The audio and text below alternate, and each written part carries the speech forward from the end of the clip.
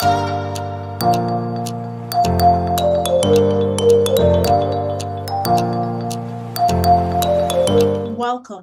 to another enlightening episode of the Sold into Purpose podcast, where we will delve into the deep transformative power of purpose as always. Today's exploration is particularly special as we venture into the realm of education, seeking insights and guidance from an exceptional leader, Dr. Karren Dunkley. Our focus today is purpose and education, charting a way forward. Education is not merely an academic pursuit, but instead, it is a journey that shapes character, resilience, and purpose. Dr. Karren Dunkley, an esteemed leader and educator, has not only navigated this journey, but she has become a trailblazer in the field where she has earned her stripes in organizational development as well as personal and professional development. Join us as we unravel the golden rules she learned along the way, the transformative power of purpose in education, and her inspiring journey from Ensom City, Jamaica to becoming a renowned figure in education reform. Get ready to embark on this wonderful journey of reflection, motivation, and insightful revelations as we explore the intersection of purpose and education with our esteemed guest, Dr. Dunkley. This is a journey that we wish to have you on today, and we're always happy to have you because here on the Soul into Purpose podcast, our aim is to create meaningful impact. I'm your host, Akeelia Thompson. Welcome to Soul into Purpose.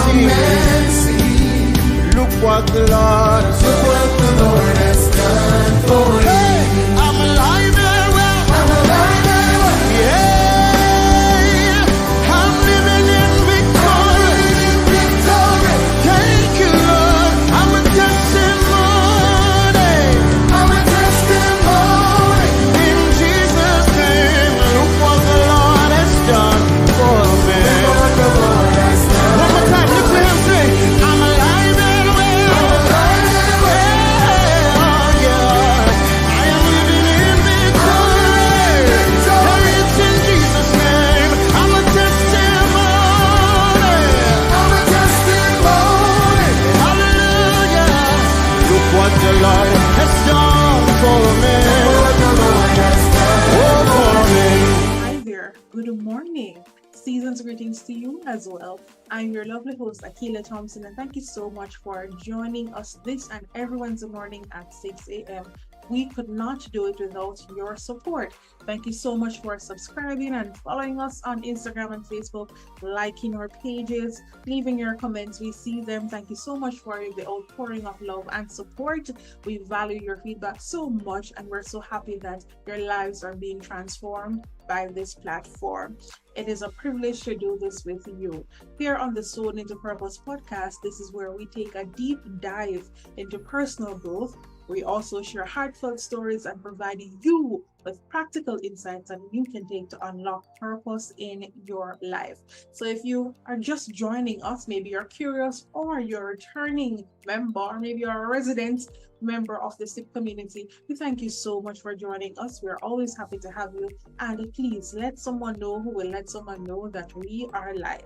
If you wish to stay connected with us, you may do so by following us on the YouTube, that is subscribing, and you do so at Akeelia Thompson, that is Akeelia Thompson, as well as follow us on Instagram and Facebook at Soul into Purpose, that is SOULED into Purpose. We're always happy to have you, and thank you so much for being with us on this, our 9th episode. It is definitely a blessing to have you on this journey.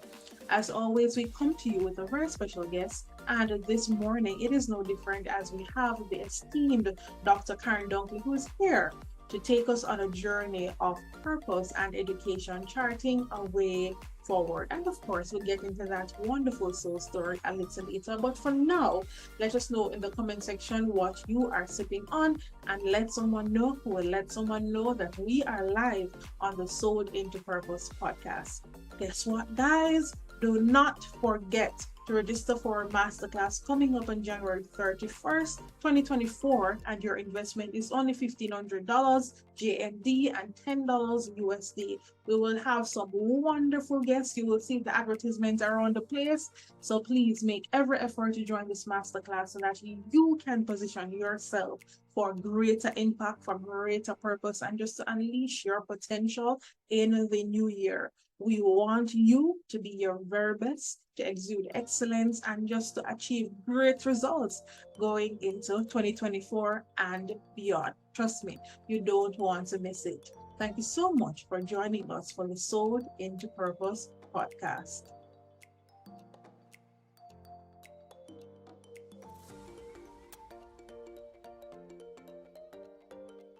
Hi there. Thank you so much for joining us for our SIP feature this morning. You know how we do it. Each and every Wednesday morning, we take a special sip with you while we get sold into purpose. And you know what they say. When it's nice, you have to do it twice. So this morning, I'm having the Lasco chocolate mix with nutmeg. Trust me. Buy Jamaica, build Jamaica. This is wonderful and you should get it. Thank you so much, and let us know what you are having in the comment section. Let me take a sip. That is it. As always, we cannot go further into the show without acknowledging the one who gave us our skills and capabilities, talents, and just everything, the energy, the everything to get sold into purpose. So you know what time it is. Let us pray. Dear Heavenly Father, in this moment, in this holiday season, in this December, the ending of the year, we seek your guidance and blessings as we venture into purpose and education, and as we chart our way forward. May this endeavor be infused with purpose, wisdom, and a shared commitment to the transformative power of education. May those involved find great inspiration, and may this initiative contribute positively to the path of those seeking knowledge and wisdom. In Jesus' name I pray. Amen, amen, and amen. You know what we have next, right? You'll be stepping right into the purpose zone. Don't touch that dial. Hi there. You've just stepped into the Purpose Zone, and I'm your host, Akeelia Thompson. Welcome to the Soul into Purpose podcast. And before I even get to the focus for today, please remember to sign up and make your registration for a masterclass. Guess what? You don't want to miss it. It is going to be something that you don't want to miss, because of course the purpose is to help you to get sold into purpose, greater impact, bigger and better things. So 2024, that is what we're all about, and we want you to join us on this journey. Here in the Purpose Zone, this is where we take a few minutes to just pause and reflect and to see what actionable steps we can take to move forward and to unlock our purpose. This morning, we are looking on purpose and education, charting a way forward. What exactly is this? It is not merely a pursuit of knowledge, but instead it is a transformative journey that shapes individuals, communities, and societies. Education, when infused with purpose, becomes a compass, giving individuals the opportunity to navigate the complexities of life, offering them guidance and a sense of direction, a deeper meaning, and overall the tools that they need to navigate the uncharted territories of their future. As we explore the intersection of purpose and education, charting the way forward, we'll delve into the essence of purposeful learning. Purpose in the context of education is the guiding force that propels individuals beyond the boundaries of the conventional knowledge. It is the unwavering commitment to a higher calling and understanding that education is not solely acquiring facts, but rather it helps one to cultivate character, resilience, and a profound sense of contribution to the broader humanity.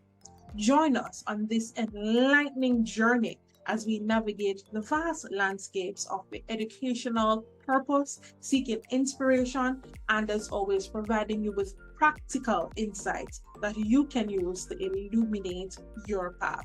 This is Purpose and Education. This is how we chart a way forward. Stay with us. Up next, we have a wonderful soul story. You don't want to miss it.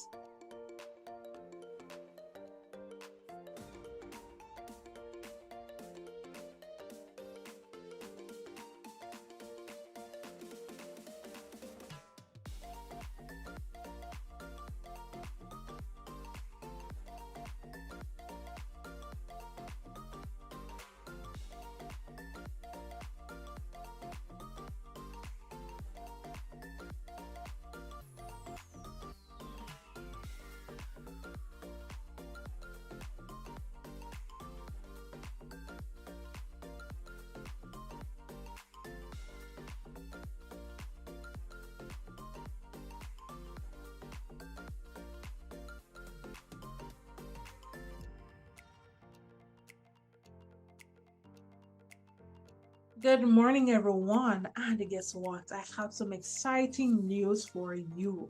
Coming up on January 31st, 2024, we have our very first Sold into Purpose Masterclass. You don't want to miss it. We will be doing the work to get sold into purpose. We have some very specially invited guests, giveaways, interactive sessions. We have the vision workshop. We have a free workbook, all of this at an affordable cost of $1,500 JMD and $10 USD. If you want to know the payment options, just give us a shout on social media and we will give you the information. The registration link is below. 2 minutes to register. That's it. And you get your tickets, you get everything ready. Coming up for our masterclass on January 31st at 8 p.m. sharp on Zoom. You don't want to miss it. There will be none like it. Please make every effort to come, get sold into purpose, as well as to sponsor somebody and share it with someone. Let someone know who will let someone know that this masterclass will definitely change your life. Please, guess what? What are you waiting for? Go and register now. Go and register now. All right. Thank you so much for your support, and we look forward to seeing you in the masterclass next year by His grace.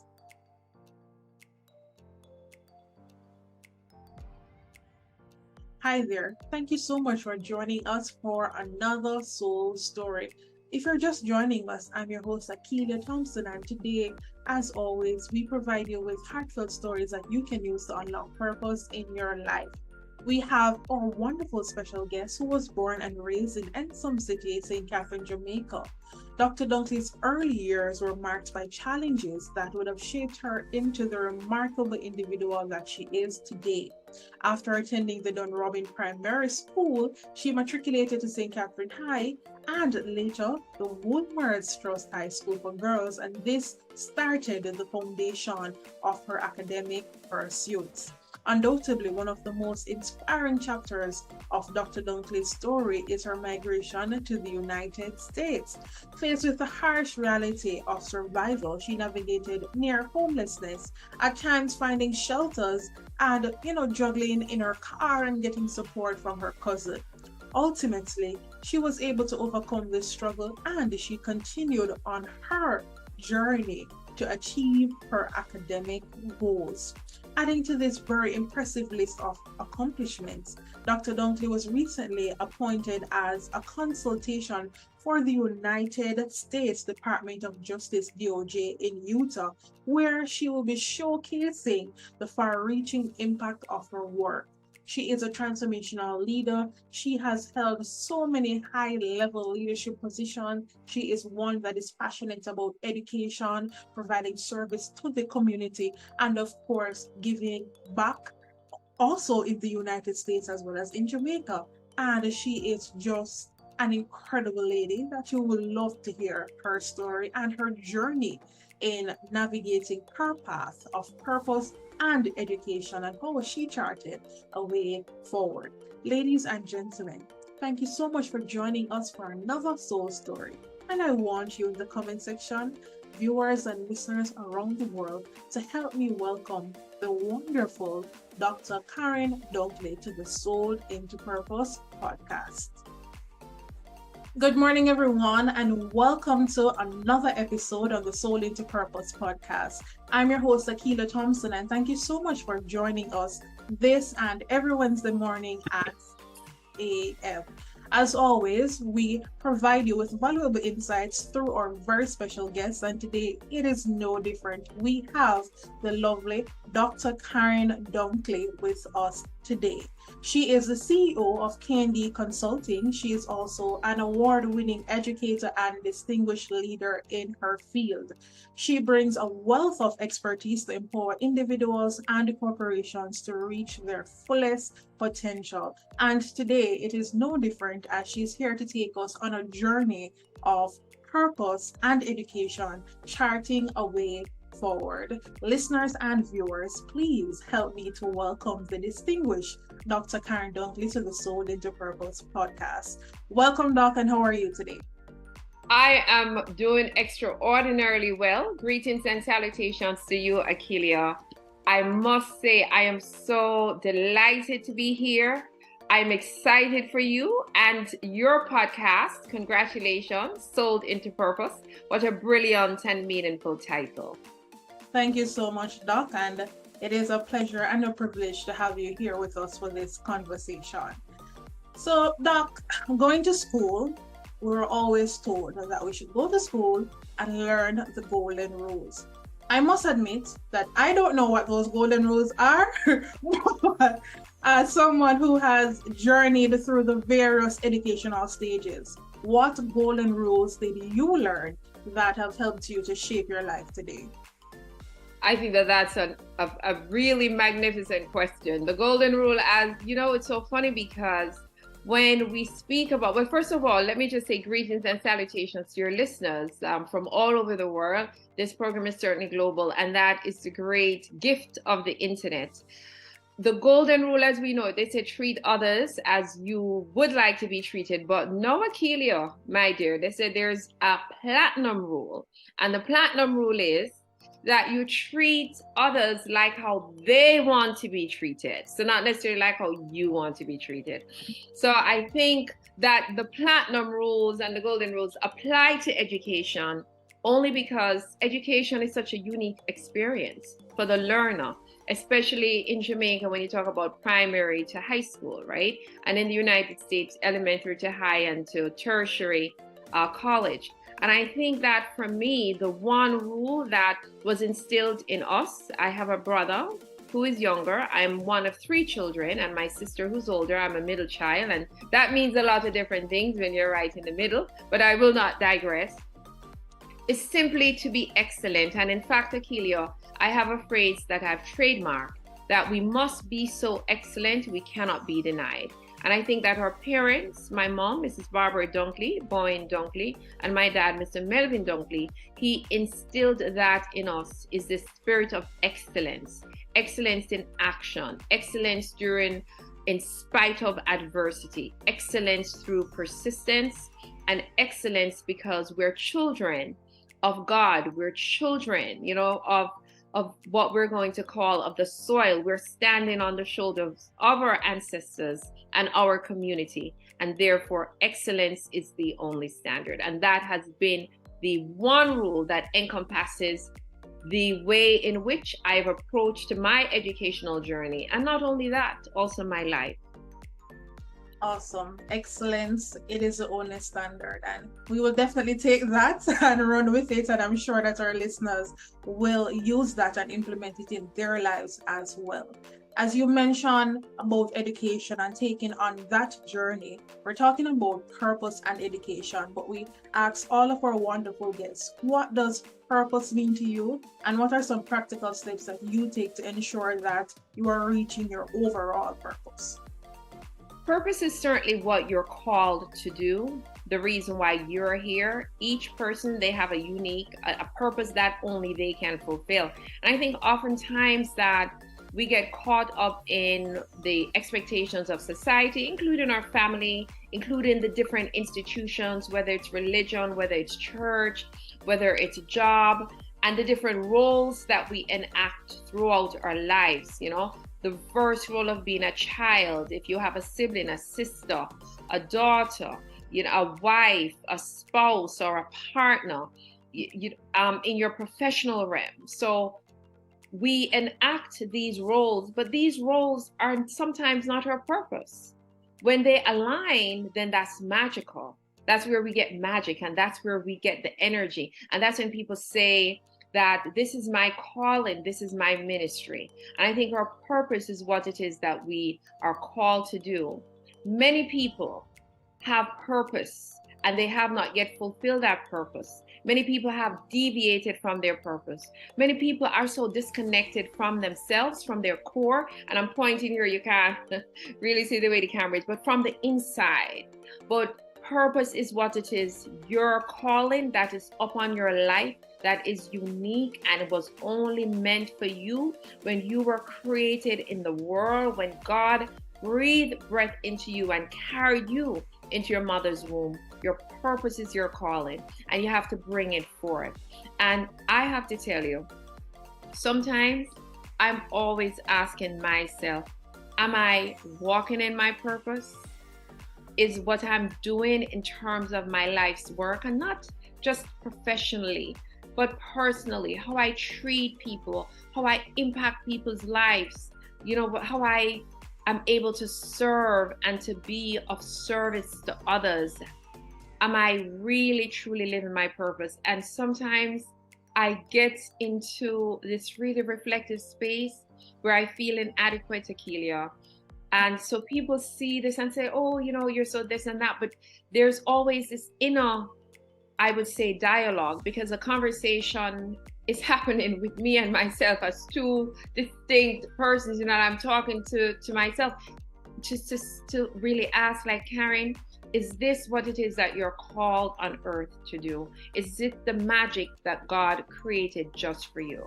And that may never change. It may never go away. It might just be that loop, that cycle, that dance, and that's a part of life. That's a part of living. But that, I think, is just important to say to your guests, that make sure you're walking in purpose. But the way to do that is to ask the questions to make sure that you have that anointing upon your life. Because some of us, we do a lot of things and we're outside. I call it being outside the will of God. Mm-hmm. What are some key things that one could look at and say, maybe this is not my purpose? Would you say that it's because you feel restless, or maybe things are just not in alignment, as you mentioned? What are some things that you would say that if you see these signs, then maybe you're not living it? I smile when you ask that question, because when you're walking in purpose, you have a peace. Mm-hmm. And you have a peace that is undeniable. A peace where you speak about restlessness. Feel like, boy, you have to get up and you must move, and you can't settle, and you're not at peace. So what are some signs when you're out of purpose? And I think that those signs are unhappiness. And I wish I could share some notes, Akeelia, but I'm going to speak to you, and then hopefully as you're editing, you can pull out these things. So I think some signs when you're out of purpose is unhappiness.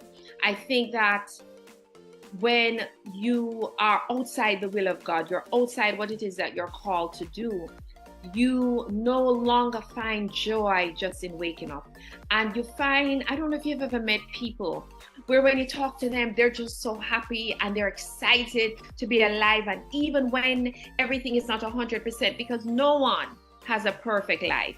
In fact, Akeelia, I call it fake happiness. There's a friend of mine, and we said that there's so many people who are fake happy. You see them, they post on social media, they post whatever it is that they think that society is going to esteem them for, but that is not their purpose. So when it's just them, and they have to be comfortable with who themselves, and the makeup is off, and I don't mean necessarily the makeup like we know makeup like lipstick. I'm talking the makeup, the facade, the mask. When we put them down, there is a sense of lack. There is a sense of I am not enough. There is a sense of I need this void filled. And those are the signs when you're out of purpose. When you're out of purpose, you're always in what I call, Jamaicans, we call it blender. When people are miserable, they say misery likes company.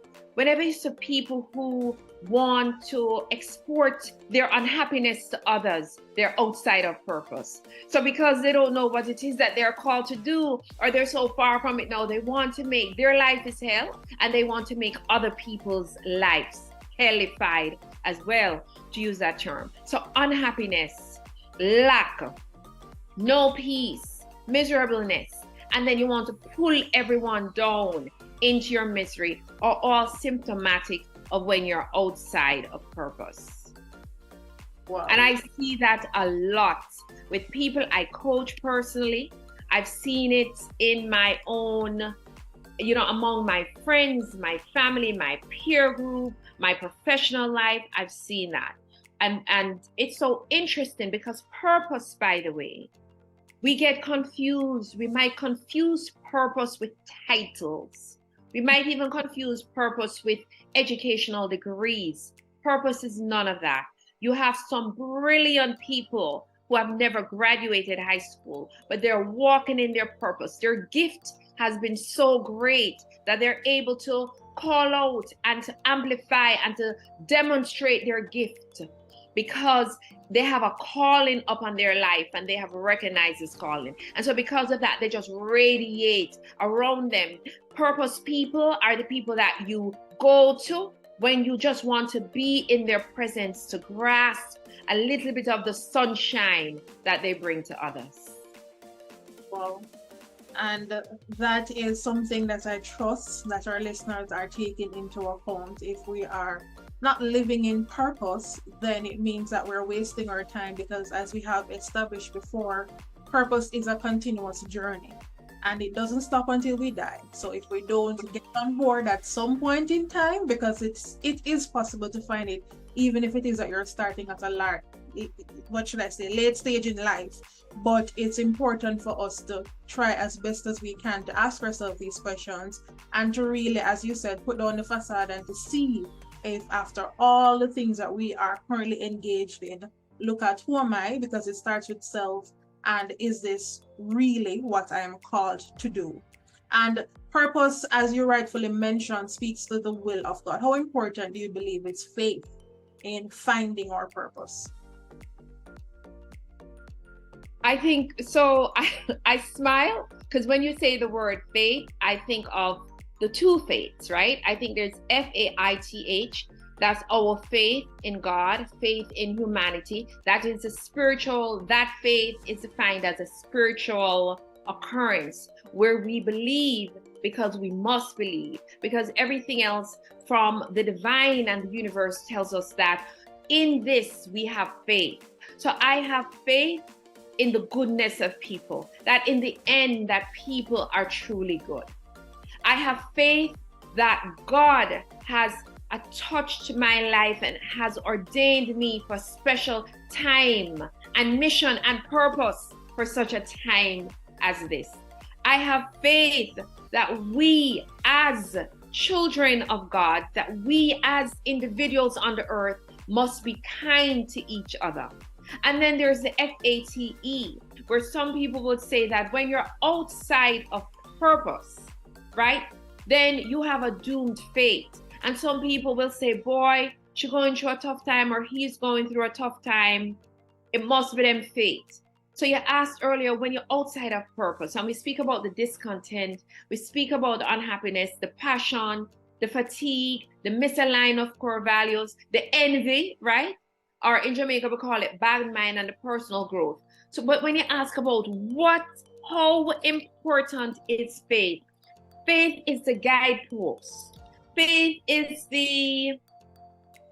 I would call it the ingredient, Akeelia, that is going to punctuate in your life what it is that your purpose is. So even when you hear that inner voice, even when God is telling you, you need to get up, you're going to get up like Lazarus, those who know the story, that even if in the moment you feel as if you cannot go another step, you will be resurrected because you have faith that you are blessed to live a powerful and a magnificent life that is meaningful not only to you and meaningful not only to your family, but also to your community.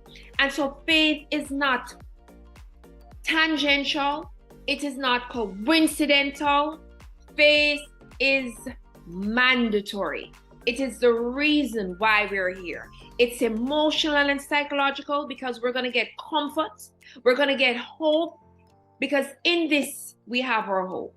It's going to guide us. It means, no, Akeelia, because I'm telling you, when you're going through some dusty and hard times, and this is why I say to people, I do not judge. I have friends who have been engaged in all kinds of different activities, and some are not legal and some are not upstanding. And they always say, boy, Karren, we can't come and talk to you. You know why? Because I do not judge them, because I understand that there is something in their life that has left them without any faith. Faith in some set of values and principles that will help them to lead a life that they find meaningful and fulfilling. Faith gives us a sense of community and belonging, connection to others, that we know that we are not alone, that we're part of a greater community of people, a family, part of a universe where we get up and we see the sun and it hits our face and we take pleasure, where we see the birds, we see the trees. Like right now, I live right now in Philadelphia. I used to live in New York, so I travel a lot to New York, and my mom was here. And so it's a drive that I take because my family's there. And Akeelia, as I'm driving along the highway, when the trees are changing, because now we're going into the winter time, so it goes from the summer to the fall to winter. It's absolutely gorgeous, the different colors of the trees.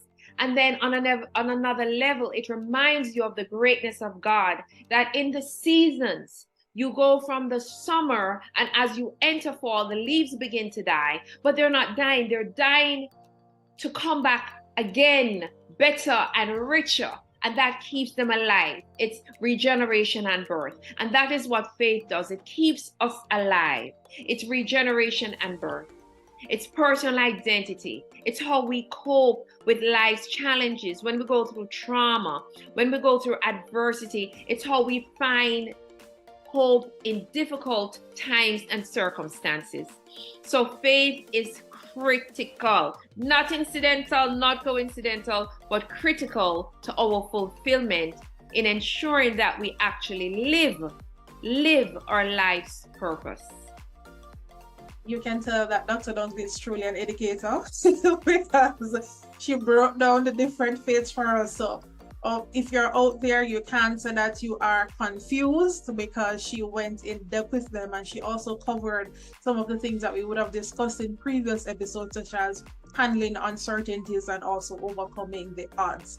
But before we get into your educational journey, we want you to take us back to Jamaica, because I'm sure they hear you speaking so lovely now, but you are from Jamaica, or Jamaican, as some people put it. And just take us back to Ensom City. You went to Dunrobin Primary School, then St. Catherine High, then the Woolmer's Trust High School for girls. What was that transformative journey like?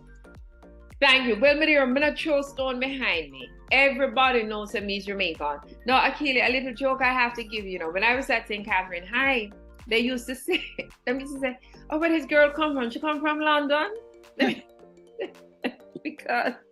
But what happened was, my mom, because, Jamaica is so colonial, and she didn't want, she said, my sister and I, Dwight was younger, my brother is younger, and he went to St. George's College. So by the time he came, our parents were more informed. They didn't want to speak Patois, because you may recall that Jamaica is extremely colonial, colorist. So if you're deep in complexion, you're black people already. And then they didn't want you to speak the Patois, because my mom said that she didn't want us not to master. No, it would be the King's English, and then it would become a stumbling block, because there were already so many judgments, so many higher expectations placed on you as an African woman in Jamaica whose phenotype, and I'm an Afro-Jamaican, right? And so when you said how I sound, it's so funny, because I learned to speak Patois when I migrated to the United States, because I could not understand it. I mean, myself, but I want you to think about such a live in Jamaica and can't speak Patois, because my parents really wanted that opportunity, that mobility, and lived in a colorist and prejudiced society. We don't like to say Jamaica is racist, but we have a race problem in Jamaica, right? And so this is why, people say Karren, and I'm like, no man, I'm Jamaican, and I go right down. But because I love my patois, when you realize the heritage of patois, that it was a language that kept us when we came from Africa as slaves, because we were not always slaves. When we're in Africa, we're everything, right? And then we get on the Middle Passage and we become slaves. And that was our way of adapting to the new language we had to learn while keeping our own language and communicating. So when I came to the United States, I wanted that connection. I wanted to be able to communicate without people knowing what I was saying, to be able to speak. And so I learned patois so well now that I can not only speak it, I can write it. And I love the beauty and the magnificence of us as a people, especially as African people, because we find ways to survive. So growing up in Jamaica for me, as you said, I was born at St. Joseph's Hospital. My parents lived at Amaru Road, and then they bought a house, because at that time you had the housing schemes, and this is what my parents tell us. They were young couple, Pentecostals, and Astrom, I think, was the developer, and we grew up in Ensom City, and we lived there for years and years and years. I attended St. Catherine High School and then Wilma's Girls. And that is the only home and house that I remember in Jamaica. Unlike when you come to America, you have to move all over the place. For the most part, the immigrant story is one of many, many moves, perhaps no more than 5. It's very rare you meet people who migrate and, they've only lived 3 places, unless now their family have settled and have built up that wealth. So I love Jamaica. It was a good childhood. I didn't realize how we were poor, but I didn't know we were poor because we always had love. And I can recall sharing, mommy would do breakfast, and that would be breakfast, lunch, and dinner, some dumpling, some liver, callaloo. And we shared that, and we were happy because we had love and we had each other. And we were taught, because we can't bring in, we can't go borrow your, look how fabulous you look with your yellow and your pink. We can't say, oh, Akeelia, beg your borrows off of that, no? And carry that into my house. Will not work with my parents. If they didn't buy it and give it to you, do not put it on and do not want it. We struggled a lot.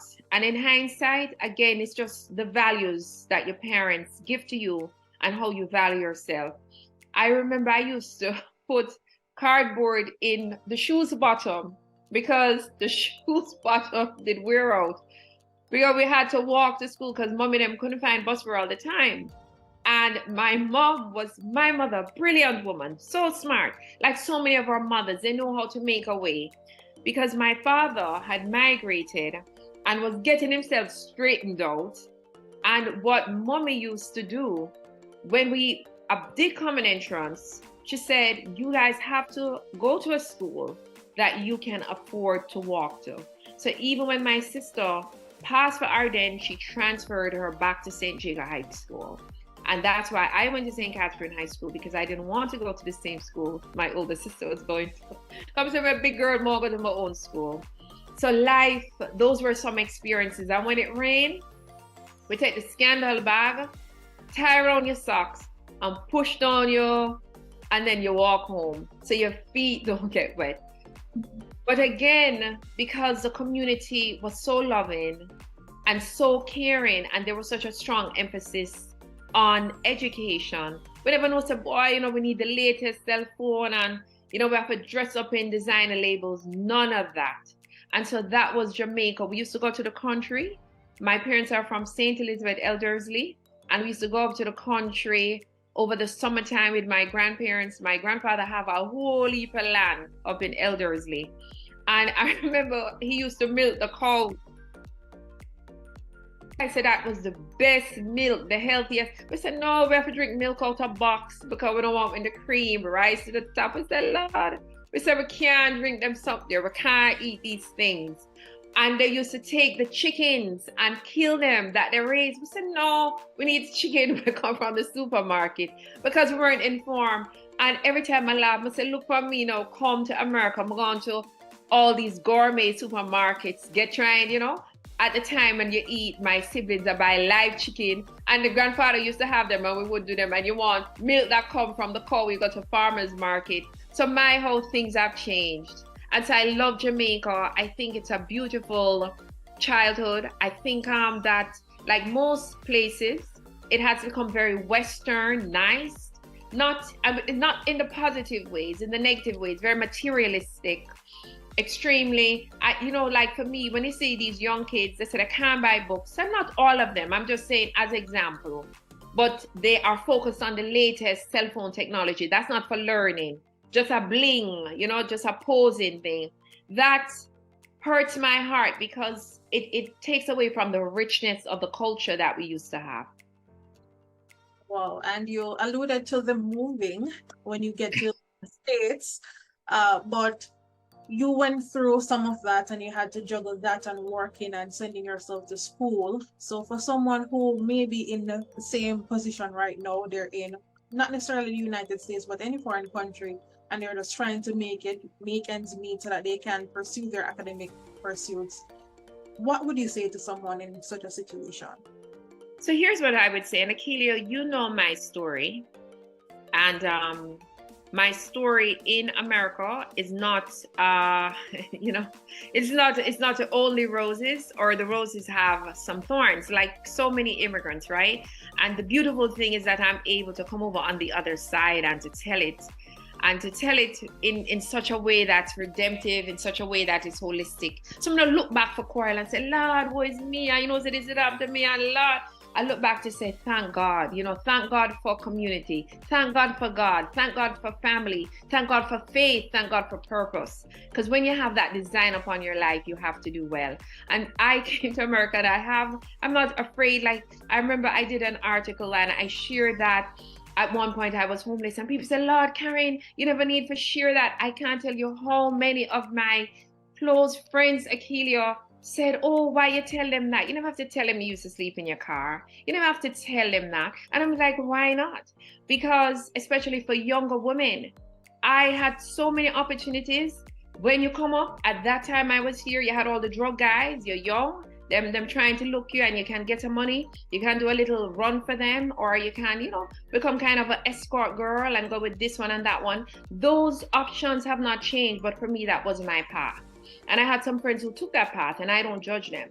So when I share my story, I want to share my story for the young Karren Dunkley, the younger version who might be at a crossroads like me, just saying that sometimes there are other paths. And if we don't tell our story, how will they know unless we tell them?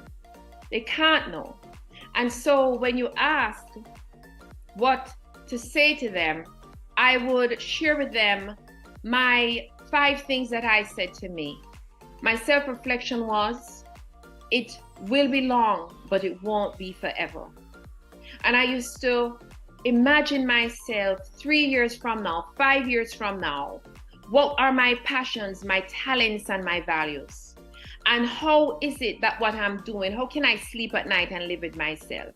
And that is number one, that power of self-reflection. The mind is very powerful because I know what it is to be hungry. And then I used to say, what are my goals? And I would dream big. And I always say, I dream in colors, Akeelia. I don't dream in black and white. I dream in colors, short term, long term, the biggest dreams possible, exciting dreams, motivational dreams, dreams that's so imaginable. Sometimes I remember when I said I was going to go to school, people said, Karren, how are you going to pay for it? The Lord made a way. God made a way. Talents and passion, you have to believe. Apply for every scholarship, you get every scholarship. And when you can't, then you begin to work the 24 hours and not sleep, and you make a way. And then I used to have some good mentors. Mentorship is key, and feedback from others, and good, strong mentors, not people that will push you into compromising positions or tell you to take shortcuts. You remember in Jamaica, we say long road, draw sweat, and shortcut, draw blood, right? And that's physical and mental blood. So you need good mentors who are going to tell you the truth, and good friends who can feed your aspirations and your ideals, give you a different perspective, give you a different advice and encouragement. And in fact, the way I met you through Akeelia, through Reverend Burbick, we speak about destiny helpers. And so when people see your passion and your talent and they see your heart, you're going to see destiny helpers. They're going to come because God will place them in your path. The universe is going to place them in your path. And you have to be open to change. You have to be open to, because growing up in Jamaica, there's certain jobs, or we wouldn't think that, like, for example, we look down on certain professions, but I had a cleaning business. I remember I was an adjunct professor at a university, at St. John's University. And when I opened my cleaning business, I used to clean in this community that is outside of Queens called Long Island. It's a wealthier community. And one day I went to this house that turned out to be a student in my class who was a stay-at-home mom, a white lady, because her husband worked for the biggest energy company in New York called Con Ed. And when I went in to clean her house and she opened the door and saw me, it was my sister and I, and our eyes locked. And I went in and I said, how are you? And I said, I am here because I used to put little ads in the newspaper, and that's how she found and called me. So when you ask, how do you live your purpose and how do you overcome all of this adversity, you have to be open. Because in Jamaica, them say, Lord, I can't do this and I can't do that. But in America, when you are able to earn legitimately and you have dignity in earning, I have no shame and no pride. And that is why when people come like, oh, Dr. So-and-so and Dr. da-da-da, that those credentials don't mean anything. It doesn't mean anything if you're not making a contribution to your culture, to your family. It doesn't mean anything if you're not touching people's lives. All these lofty credentials and Mrs. So and so and Sir so and so, it's all nonsense and foolishness. So my top 5 is self-reflection. Consider your passions, your talents, and values.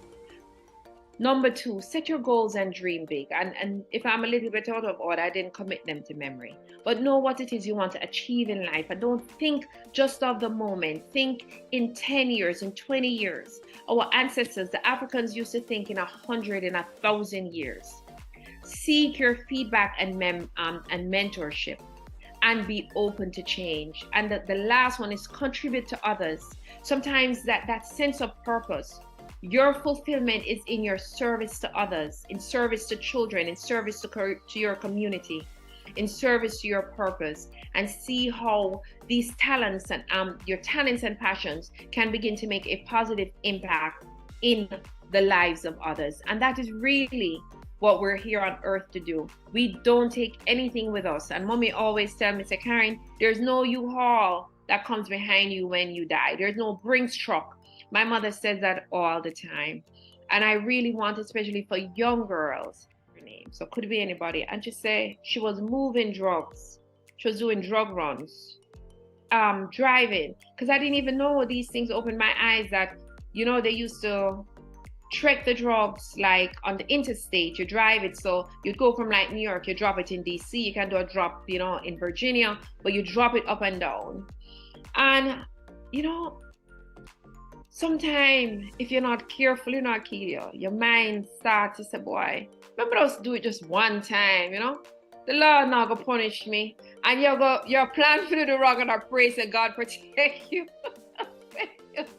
When you do the wrong, then you start to think and say, man, you know, Lord, just this one time.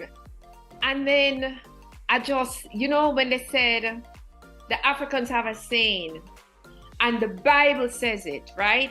The Bible says that you must write the scriptures upon your heart so you can say them back to yourself, right? And they tell parents to teach their children the scriptures, write it upon their heart so they know how to say it back. And the Africans say that you must learn the songs of your sisters so that you can sing their song back to them when they forget it. And I had a friend who started, and I'm so overwhelmed, to sing my song back to me so I could remember it. And just a combination of the values from my parents and just my friends saying, Karren, this is not you, this is who you are, this is, you know, who you're meant to be, you're going to be. And she said, just in America, just this one thing can become a stumbling block. And that is how I made another choice. So when I say to others that I don't judge people, I always try to stand in empathy, like in the moment. And I'm so sorry, I'm emotional, that they are making that decision in the moment where they're at a crossroads. If they don't have that voice, if they don't have a strong foundation, and if their community isn't there to say, we don't choose this for you, then one wrong decision. And that young lady got caught.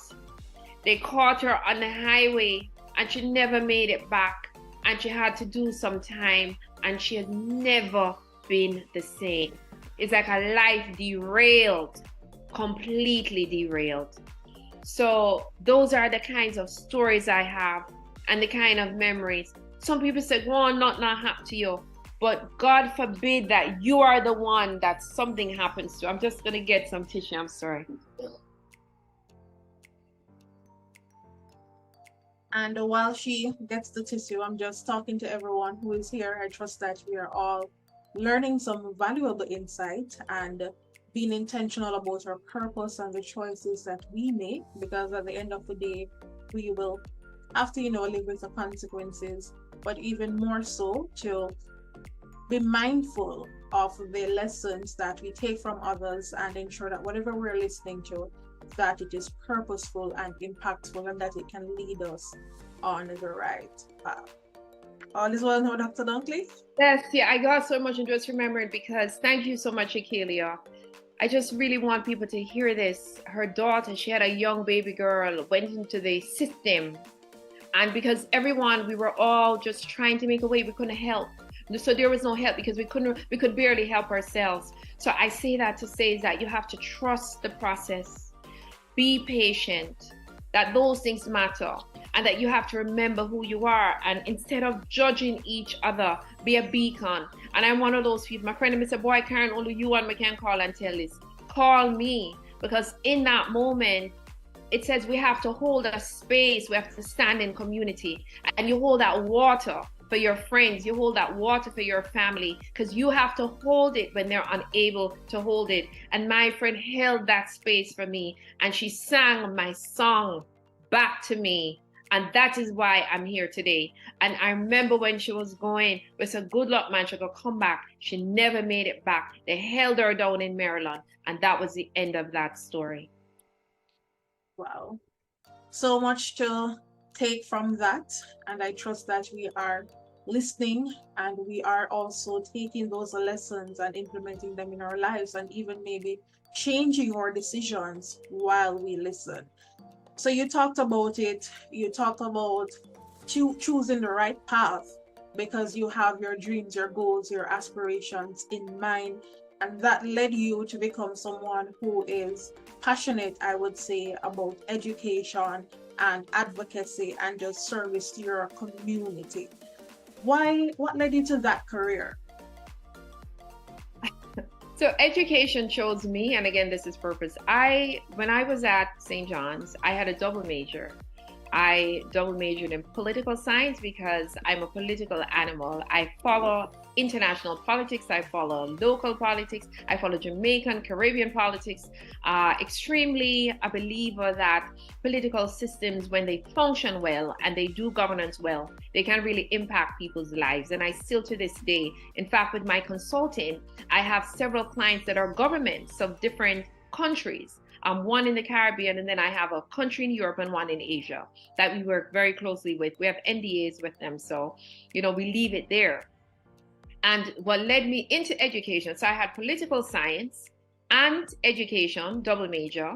When I did my student teaching, I received the Student Teacher of the Year award. My professor had nominated me. I didn't even know there was such a thing. And I remember he said, we just want for you to teach. Just teach, just try it, because I was really on my way to law school. And the joke is I'm the law school student that never was. I applied to law school in 2 cycles and I was accepted into 2 top-tier law schools.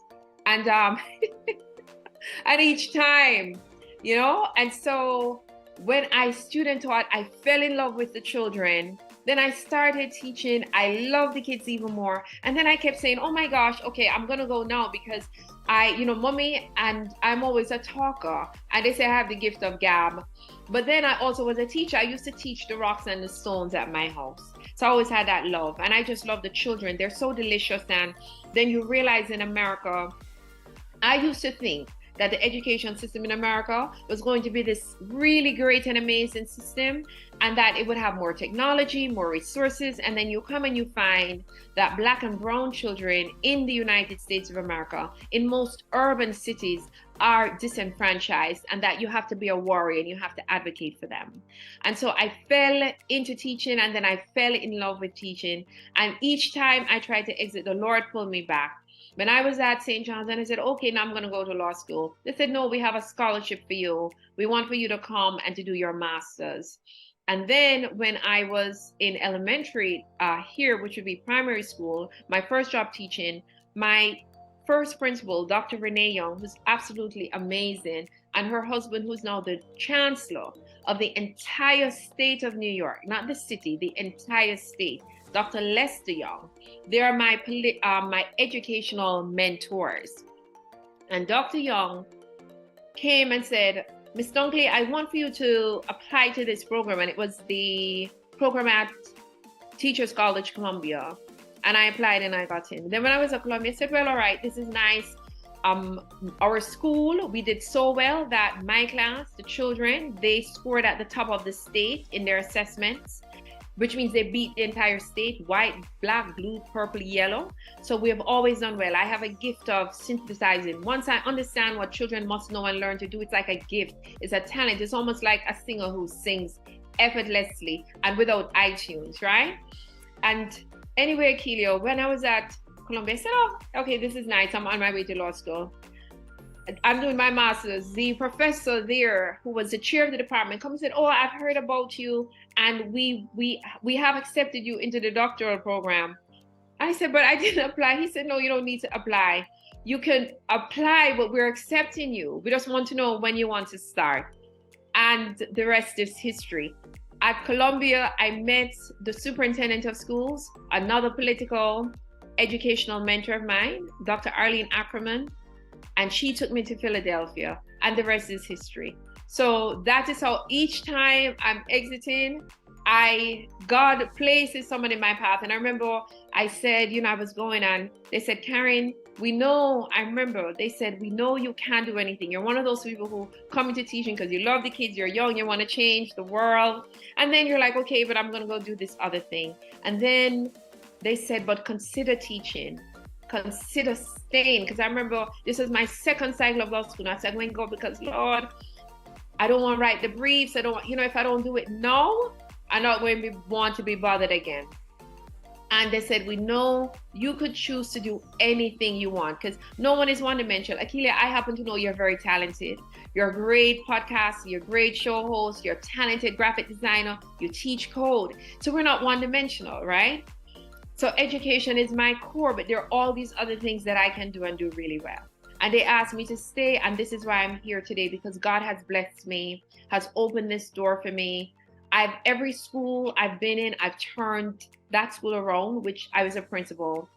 Each education role I've had, we have gotten to the excellence. That's what I started with. Excellence is the standard. So if you look at our body of work in Philadelphia, the New York Time magazine, the New York Times came, Time magazine came, CNN came. That's God.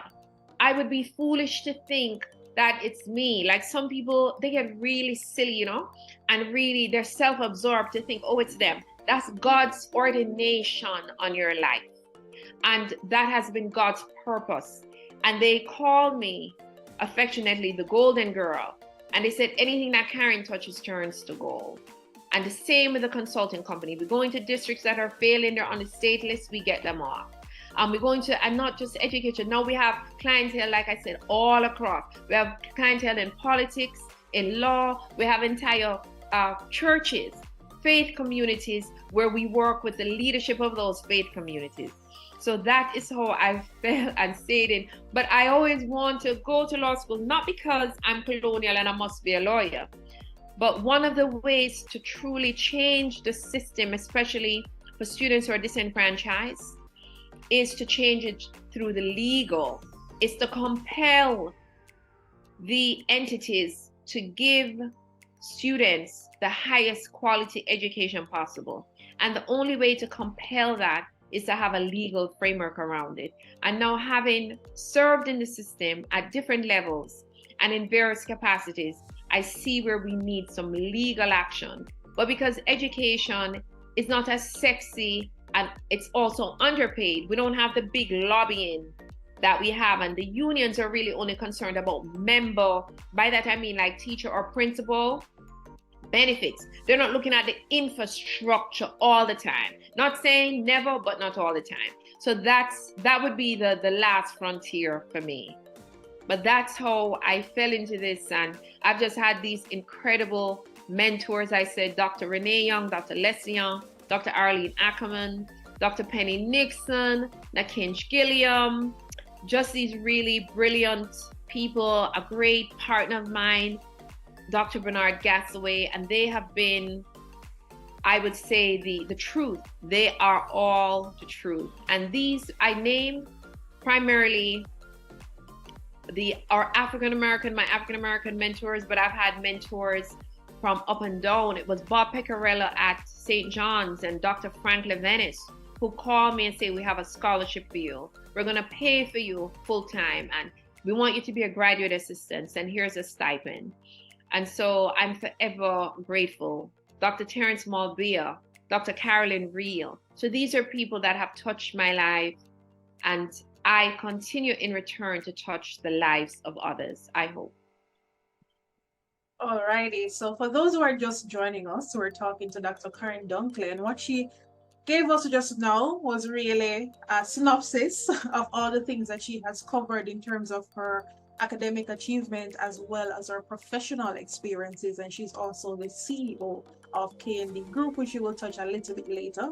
So we're just helping you to catch up. And she is one, she said that she hopes that she's touching the lives, but she has definitely touched the live. She has many awards, and I must tell you, Dr. Dunkley, when so I was looking through your profile, she was like, Akeelia, where to start? Because we have, a lot to unpack, but you have taken on this journey. I, for one, am grateful that you have, because what you have done, especially in your role, in the capacity that I met you in, and we'll touch it a little bit, it is truly one that is inspirational and commendable for a Black woman to take on, because many of us were scared to step into the spaces and to get to the academics. And even with the achievements that we have, there are still challenges.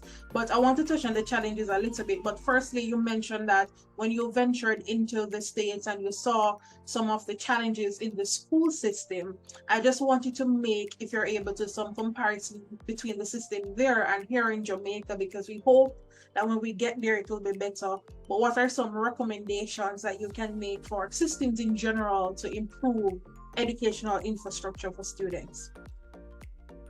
Excellent question. And so the top three, and I spoke about this on another program, and I think that we see some of it in America, because as we know, America is also a system in need of improvement, right? And like any other system, just like Jamaica, there are pockets of excellence in Jamaica and pockets of excellence here.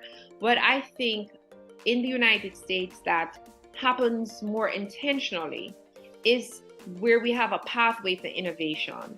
And so, for example, in one school district, you're going to have several different models of the way it's teaching, learning, and leadership. Strong emphasis on leadership. In fact, my core is actually leadership, because when you can lead well, all the other pieces come into place. Because you as a leader, you're able to identify and you're able to activate and implement, right? And so the first would be to ensure that we have a strong pathway for innovation, a strong pathway for new thinking, a strong action plan for taking what currently exists and saying, how can we improve this? What is working? How do we scale what is working? And how do we sustain it? And that happens more here. And I know that we're moving towards that in Jamaica. Sometimes at home, and this is feedback from others at all different levels. When you give critique, when you give feedback, people perceive it as your they perceive like, like you beat them up, you're not a team player, or how dare you, and the system becomes punitive. I can't tell you how many times I'll say to someone, so why you don't just tell them this? That's a Karren, me. I can't tell them that them people here. No man, them put me in isolate me or ostracize me. And especially in education is very technocratized. We used to call it a bureaucracy, but really it's a technocrats. And we have to be careful. So I would say that we need innovation. We need people to be able to speak critically and freely without censorship. I'm not talking about people who just loudmouth or rude or abrasive. We're talking about looking at what is taking place and being able to have agency. Let me give you an example, Akeelia. When I work with school districts, I can say to the superintendent, now understand that some of these districts have billion US dollar budgets. And I can say, superintendent such and such, I think you need to look at your literacy standards, or I think your teacher assessment or your teacher training. I was in this workshop and here's my feedback. And that's it. That is it. He or she doesn't move up the ladder of influence. You don't hear them say, oh, we don't want Karren Dunkley to come back. Don't invite her next time. In fact, you're like, oh my gosh, please have her come back. Oh, what? And then you're like, well, could you also look at that area? Different mindset. They're in a grow mindset. I think we need more of that at home. At home, it's very it's like they call it a spider. It's very hierarchical. If the spider doesn't say it, you know, with the spider, you cut off the head.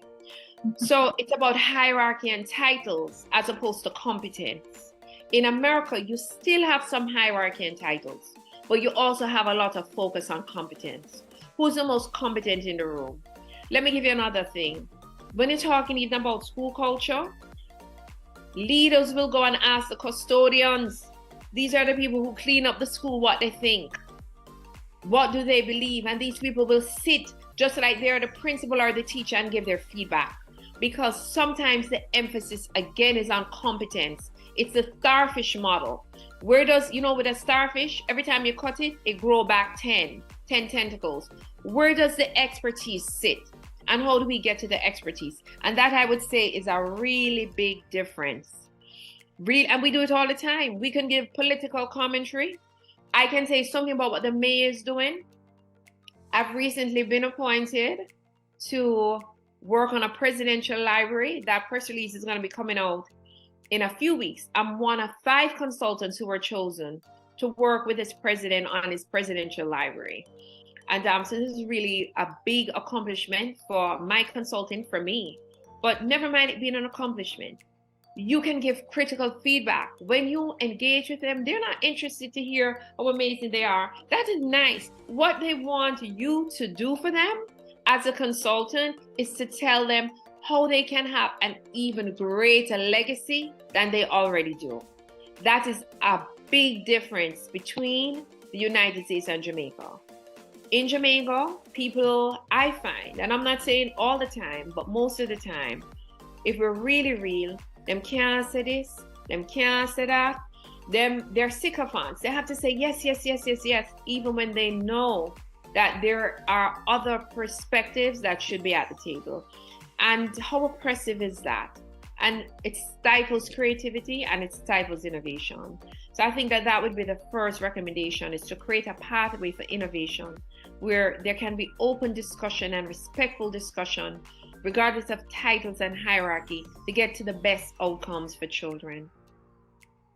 Well, and thank you for that, Dr. Dunkley. We have the prevalence of social media, and I know that you were raised with the chain of thought that go to school, do your best, have that level of excellence, but some persons, you may go on social media and luckily or intentionally you become a sensation overnight, and then you decide to forego the educational structure. What are your thoughts on this? That's what I should ask first. I think that that's great. So we view tradition. So for me, if someone, it's getting your credentialing from the streets, or what they call now life credits, not even the streets, right? Because street smart don't necessarily, you can have life credit, I don't mean you've been on the street. You've just lived life and you have some wisdom, right? So now universities in the United States offer something known as life credits. And when you apply, you can get a certain number of credits based on what you're able to show in your life, and they count towards your degree. And I think that people who have been catapulted into this instant quote unquote success, or what I would say the sensation as you describe them, if that is your path and they're able to sustain it, they're able to become expert at it, then run with it, because life has handed you this gift, and the internet, when used well, is a gift. And the internet, online social media is the new gold rush. Quite frankly, it is. It's the new way to do business. It's the new way to communicate. Not the only, but it is certainly the new. And we call it the new gold rush. I would say run with it, but become an expert. Learn it, and learn it really well, because everything has its own code of conduct, its own code of operating. Because otherwise, Akeelia, what happens? We call them one-hit wonders. We see them, they're a sensation. And you ask for them 3 months later, them disappear. A year later, you can't find them because they didn't sustain, they didn't learn, they didn't build, they didn't maximize. Then again, and that's purpose, right? So they might have hit something, but either it wasn't their purpose or they didn't make it, invest in it. So it got to another level. But listen, do you, you know, the children used to say, do you. And I would say to them, do them. so much, and I trust that someone is listening to this. And if you were just in it for a one-off, create some plans so that we can have some level of sustainability. I mean, you won't be getting any of your money, but we still wish you the very best in your endeavor. We had COVID. They can call you or they can call me, and we'll definitely show them. And let me tell you, this is really not, I get a lot of calls. So like in my email, somebody said, can you be a brand ambassador for this alcohol? And I said, that's not my brand. I said, if I have a private label, I will be the brand ambassador for my private label. But for me to take that on and push, that wouldn't be something. So you also have to know, again, its purpose. Again, if I own it, yes. But so I wouldn't want to be a brand ambassador for that. I'd love to be a brand ambassador, but just not for that. So I think you're right. I think opportunities come, and there are opportunities for you to make money and to leverage, but you also have to walk within your purpose for what it is that you're meant to do. Truthfully so. And we are talking about parenthood, I should say, and education. We had the coronavirus, and many parents, they struggled because the children are home doing the online classes and they have to help them. What are your thoughts about parents' involvement in their child or children's education? What are your thoughts on that? How much time do you have? That was my dissertation at Columbia. It was, how do you use parent and engagement to transform urban school districts, and how do you grow and leverage their social capital and build competency? And so I would say that is at a 10. I think the role of parenting, certainly, and we saw it during the pandemic, so it has changed. Now, let me tell you what I want. This is the brilliance of Jamaican parents. There's nothing like a Jamaican parent because they teach you everything. Parents speak in metaphors. In Jamaica, we grew up with our parents saying, if you who can't hear or feel. We grew up with them speaking in metaphor like that, right? Those little colloquial sayings. And so our children today are so literal that when you say certain things, they don't even understand it because our parents spoke to us in metaphor. You understand? And we have so many of those colloquialism in Jamaica. If you can't catch Quacky, you catch him shut. So we understand the meaning. So the parent is key. I'm going to tell you why, because they give us language. It's your first language. Your first language comes from your parents, and language not only in words and sounds. That too, right? Children who can read grow up with parents who are reading to them. So they give you that first oral, phonemic language, words and sounds and meaning. Okay? And then you have language in life language, like the colonial saying. Like when your parents will tell you, say them not on a picnic government. You have to understand what it means, say them not on a picnic government. Right? And so they give you the language of life. When you go outside, so no matter what's going on at home, them say, embarrass me, see? Embarrass me. You embarrass me and think you're bad today. Don't do what I do. When you stand up outside your parents, that is code for if you ever dare disrespect or show up, wait till we get home. Discipline. So parenting is key because there's an academic piece, but that's not it. Because you have enough Jamaican parents and they couldn't read and write, and the parents tell the story how them used to sit down, the children around the table, and them used to have to read on the homework, Akeelia, and them parents couldn't read and write, and they didn't know that until they were adults. So the parent piece is key. Parents give love, they give security. I meet a lot of younger girls, and this is a conversation we have because of the lack of fathers. That's one of the reasons why our girls become adults so fast, and our boys. So there's an adultification of children in Jamaica, especially children whose phenotype is African, Black children at home. We are adultified. We're sexualized early, and the boys become sexually active early. And then they treat us like adults. You have to go work. You have big man, get up and go. You have to go cook your food, wash your clothes. We have to grow up really fast because the parent is gone, and you now become a surrogate parent for yourself and also for children. So parenting is critical because there's love. And when you don't get love from your parents, most people are always looking for that in all the wrong places, both men and women. For men, it show up in gangs, in what we call in Jamaica bad company. For women, it show up in promiscuity and trying to find that love that is missing. And that is what parents do for children. That's that security, it's that blanket. You know, when did you hear about I don't know if most of your listeners know this, I'm gonna just speak in headlines. When George Floyd was an African American man who was killed by some police officers in the United States, and people felt that the killing was unjust. I'm not here to litigate that. That's not the storyline. The storyline is that as he was being choked to death, he called for his mother. And that is the power of parents, that in that moment of crisis, this big grown man was yelling, "Mama, mama." When prisoners, bad boy go prison, and them sentence them, or when them come in Akeelia and they're crying. They're crying for their mothers. They're crying, "Mommy, mommy." You know, I've seen women in childbirth say, "Lord, I want my mother." That's the power of parenting, because that's love, that's that security. Your parents are your first love. And that's why in an ideal world, when we really love our parents, they always say boys will look for their moms and girls will look for their dads. When it becomes toxic, that's the issue, because then we repeat the cycle. So parents are critical. Parenting is everything. And there's no playbook for parenting. My mom and I were talking and we were saying, and I don't remember where I hear this, doesn't belong to me.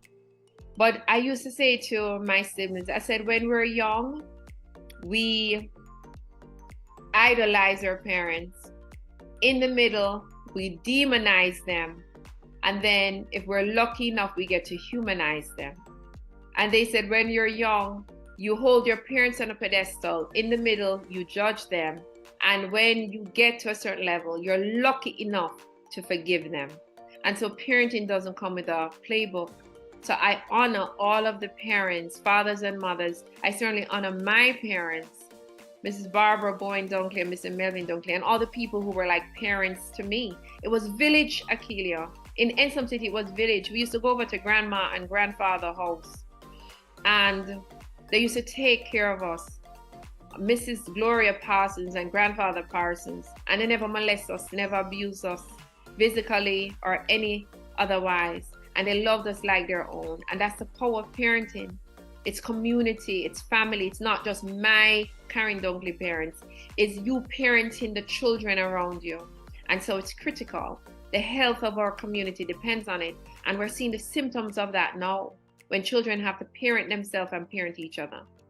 They can't do it. So the symptoms in the society that we're dealing with will only get worse if we don't allow parents to nest and grow. And in Jamaica, we have some issues, and we have some issues in America too, but because we're so small at home, the impact is like when you're in a small car and it knock, feel different from when you're in a big car. The impact, and we have to address the impact. Wow. That's a lot to unpack, but I just want to take from that to say that seeing that you were raised with such a strong village, as a Black woman standing in your premise of leadership, what were some challenges that you faced? Because we know that you have the triumphs, but were there any challenges that you had to deal with, or anything that was, eye-opening for you in that space? I smile because it's good when we can speak about the triumph, but they always say they see the destination, but they don't see the journey. And, they said they see the glory, but they don't know my story. In church when the pastor says that, right?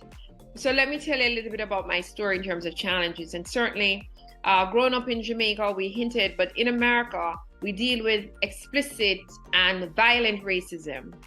And that is just one of those areas that, coming from Jamaica, if you are not aware, you will, and we see people here mentally, they're traumatized, because racism itself can be traumatic. And so that challenge of coming into a culture, because it's a triple culture, you're an immigrant, so you're not seen as an American, you're a woman, right? And then you're Black.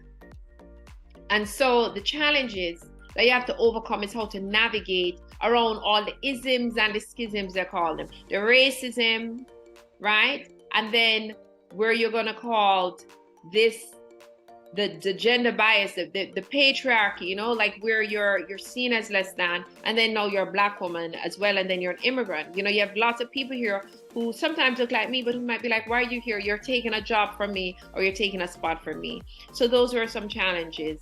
Other challenges too that you have to deal with are certainly now going to be within your community, where the community might, some members, and this is in Jamaica, we call it bad mind. Instead of celebrating you, they begin to chastise you. Well, why is Akeelia doing this? Who does Akeelia think she is that she should have Sold into Purpose podcast? This should be me. And so it goes back to, in days gone by, Akeelia, communities would get behind one person. They say every time a baby's born in Africa, the family asks itself, is this the one? Is this the child that's going to liberate us? Is this the child that's going to motivate us? Is this the one? Is this the one? And instead of us asking that questions, when you begin to achieve a certain level of success, people who you think were your friends or should be your friends, or even your own community, they begin to get a case of bad mind. And through nothing, I'm not I'm not like a bossy person. I don't walk around and say, look at me. I'm not like a showcase person. Never have been. I'm an extrovert, but I'm not a showcase. And people say, Karren, you're so humble, because it says, blessed are the meek, for they shall inherit the earth, right? So why not? So those are some challenges. I would say explicit racism, and then intergroup conflict, or that. And then I would say just another challenge is when you are poor, how do you gain resources? Contrary to popular belief, the majority of millionaires did not inherit wealth. Inherited wealth is the easiest way to become wealthy, but it's not the main way. It's through working and investing. And so a challenge of resources, work and invest and save. And so if I made $10, I learned to save 5. I used to save. It's so funny because I was talking to my family and just saying that we used to save more when we had less. I know we have more, we're not saving as much. So I said, we better wake up, because we don't want to have to, for some incident or situation, to give us a radam. And then Akeelia, we're in trouble. We have to get back to saving. So those were some challenges that certainly I face, that I can talk about deeply when you have another program, like what that really means. You know, how do you get resources? Like just even, you know, we have a business in Montego Bay or a restaurant, how to start that, how to grow it, which you've been a part of that as well. Awesome. Thank you for that. And we just want to touch briefly your service to the community on a global stage, where you are the Global Jamaica Diaspora Council representative for Northeast USA, as well as you are the president of the Brandon Blackwood Foundation. Why do you find joy in giving back to the community? I love Jamaica. Jamaica, my navel string cutter, Jamaica. To me, Jamaica is just the best country. It's the most magnificent, and it's the people. And having served as a Global Jamaica Diaspora Council representative for the Northeast United States, my greatest joy, my greatest takeaway is just the love of the people, standing in community and serving my community, and just being committed to Jamaica's national development.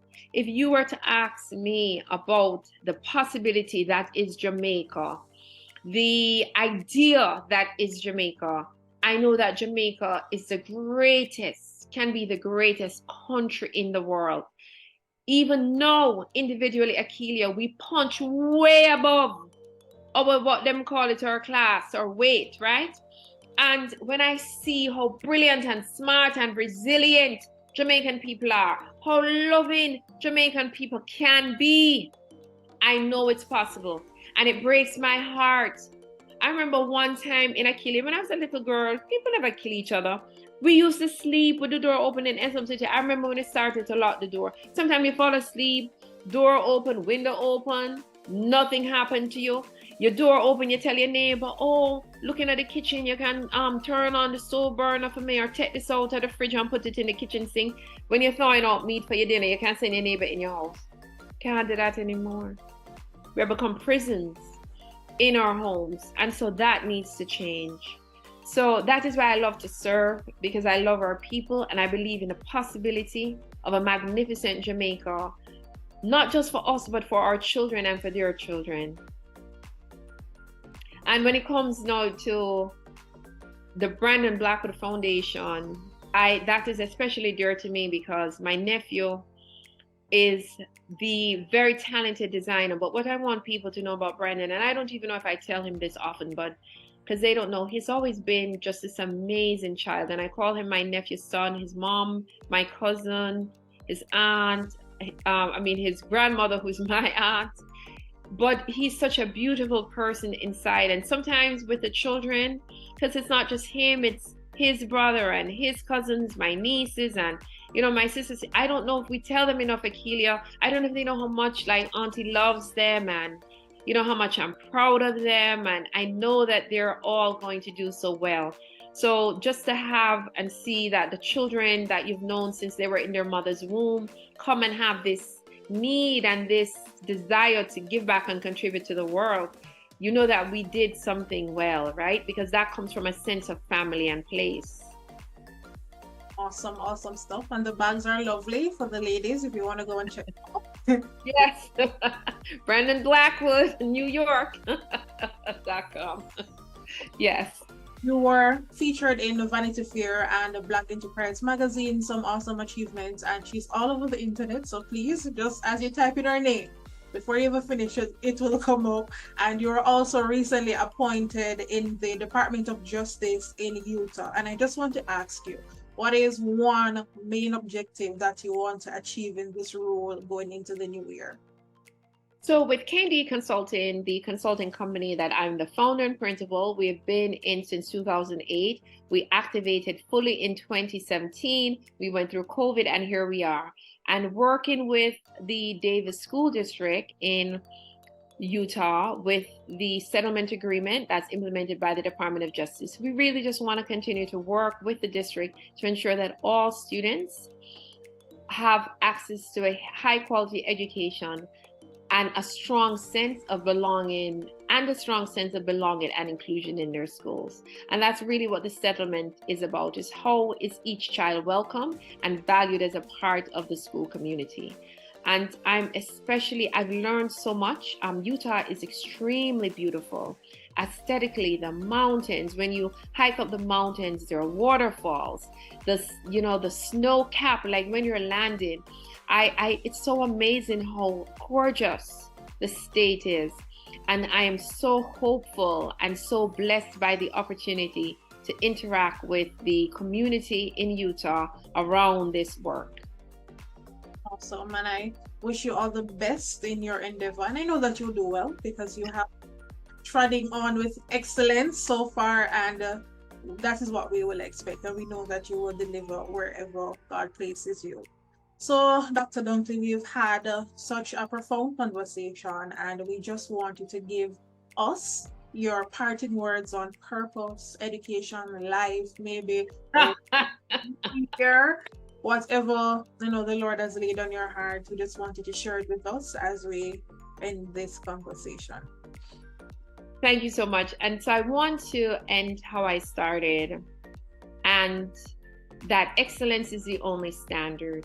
And I want to end that excellence is the only standard. So in your life, when it comes to living your purpose, when it comes to knowing who you are, why it is that you were placed on earth, what it is that you're supposed to accomplish during this life, how do you get to a strong sense of community and belonging? What is your personal identity?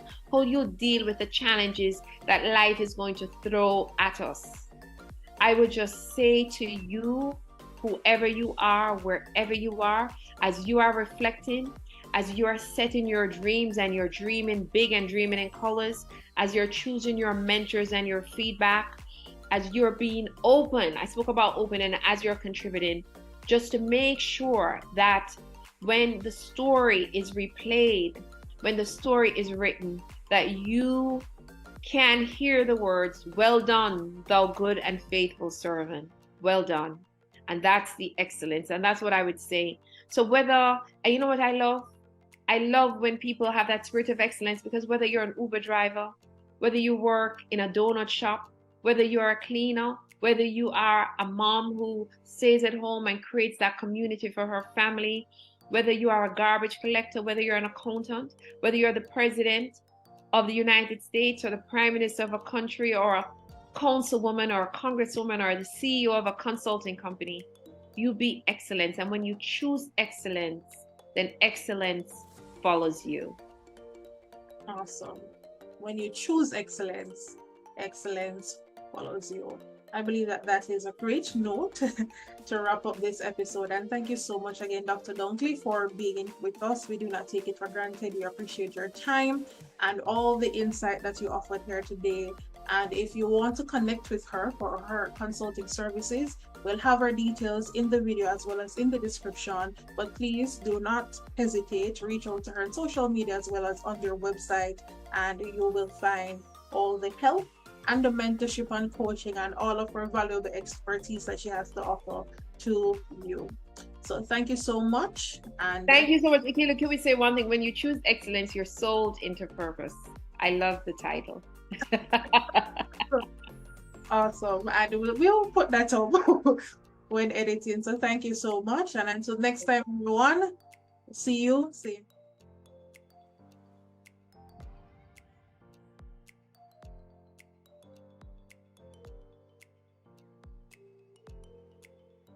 Thank you so much for joining us for yet another powerful soul story. And as we venture into season 2, if it is that you have a wonderful soul story that you believe will create impact around the world, please feel free to contact us at souledintopurpose@gmail.com. That is SOULED intopurpose@gmail.com, or give us a call or WhatsApp at 876-427-7067. And in the same information, if it is that you wish to partner with us, you may check out the information below on your screen. Thank you so much for being with us. And of course, we do not take it for granted.